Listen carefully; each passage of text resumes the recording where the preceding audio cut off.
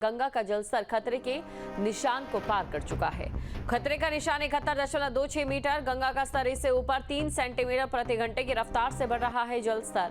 प्रशासन ने अलर्ट जारी किया है। निचले इलाकों में खतरा बढ़ चुका है। राहत और बचाव दल सतर्क मोड पर है। वाराणसी में गंगा का जलस्तर लगातार बढ़ रहा है और अब ये खतरे के निशान को पार कर चुका है। तो खतरे के 71.26 मीटर के निशान से ऊपर है और ये 3 सेंटीमीटर प्रति घंटे की रफ्तार से बढ़ रहा है। प्रशासन ने अलर्ट जारी कर दिया है और निचले इलाकों के लोगों को सतर्क रहने की सलाह दे दी गई है। तस्वीरें आपके सामने। तस्वीरों में आप देख सकते हैं वाराणसी में, जहां पर गंगा का जो जलस्तर है लगातार बढ़ता जा रहा है। तो गंगा नदी इस समय उफान पर है और खतरे के निशान को गंगा पार कर चुकी है। तमाम घाट यहां पर डूब चुके हैं। खबर पर अधिक जानकारी के साथ संवाददाता सुशांत हमारे साथ जुड़ चुके हैं। सुशांत, तस्वीरें हम देख सकते हैं, इस समय हर ओर पानी ही पानी दिखाई दे रहा है। देखिए, वाराणसी में इस समय गंगा खतरे के निशान को पार कर चुकी है।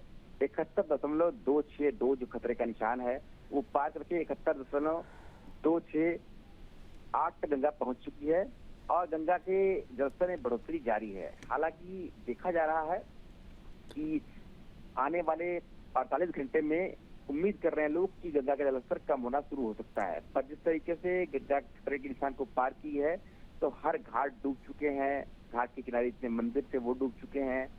अब जो है गलियों में जो है नाव चल रही है और मकान है गलियों में, जो होटल्स है, रेस्टोरेंट है, वहां तक पहुंचने के लिए लोगों को नाव का सहारा लेना पड़ रहा है और सड़क तक पानी आ गया है। जो अस्सी घाट के पास पूरी सड़क है वहां तक पानी आ चुकी है।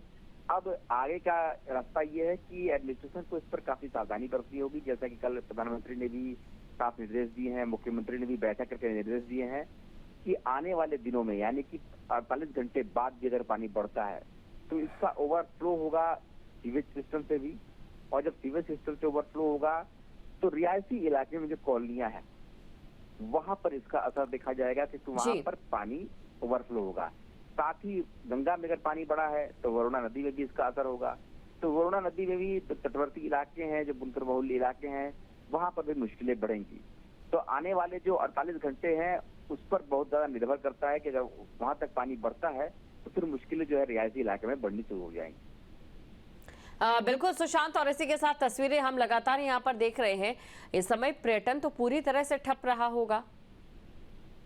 देखिए, पर्यटन जब भी अगस्त का महीना पर्यटन के लिए खास तौर पर होता नहीं, क्योंकि अगस्त के महीने में जो गंगा घाट है वो पूरी तरह से डूब जाते हैं और अमूमन लोग गंगा घाटों का दर्शन करने आते हैं, बाबा विश्वनाथ का आते हैं तो मंदिर में तो दर्शन हो जाते हैं, पर घाट पूरी तरीके से डूब जाते हैं।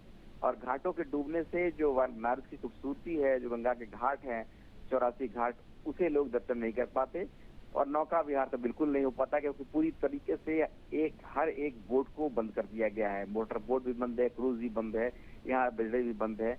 चप्पू वाले नाव को तो बहुत पहले ही बंद कर दिया गया था। तो पर्यटन के लिहाज से फिलहाल इंतजार करना पड़ेगा पर्यटकों को लगभग 1 महीना, क्योंकि अगर पानी जब कम भी होता है तो उसके बाद सफाई होने में भी बहुत 15 से 20 दिन लगते हैं।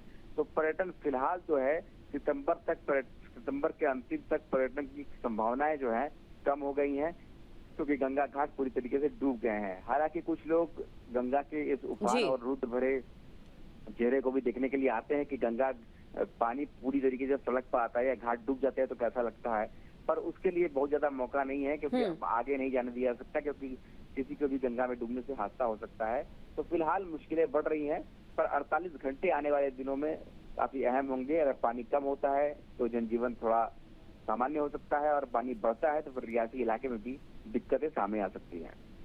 बिल्कुल, शुक्रिया तमाम जानकारी को दर्शकों तक पहुंचाने के लिए।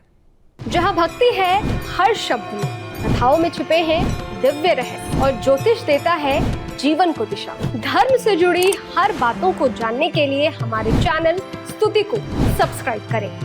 चैनल पर जाने के लिए इस लिंक पर क्लिक करें।